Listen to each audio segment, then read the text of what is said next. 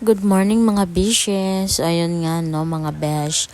Kakatapos ko lang maligo. So syempre una natin ginagawa, sinusuklay natin yung buhok natin para medyo matuyo siya. Tapos after nun, syempre hindi talaga number one talaga sa atin, hindi yung mawawala yung pagpapaganda natin sa mukha. Siyempre, hindi naman masyado magpapapaganda. Para lang, simple lang, nandito lang tayo sa bahay.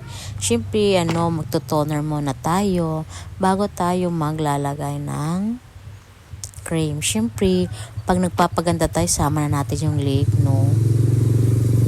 So, yun nga, sabi nga nila na kahit daw gaano kahirap, ang hindi daw pwede kalimutan ay yung papaganda sa sarili natin. Siyempre naman mga besh, ito na nga lang yung reward natin para sa sarili natin. Magpapaganda tayo para sa sarili natin, hindi para sa ibang tao. Kasi kung magpapaganda ka lang din naman sa ibang tao, mawawala rin yan. So, mas maganda kung para na lang sa sarili natin.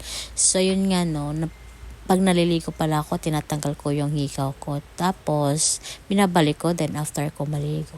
And then, naglalagay pala ako ng lip balm.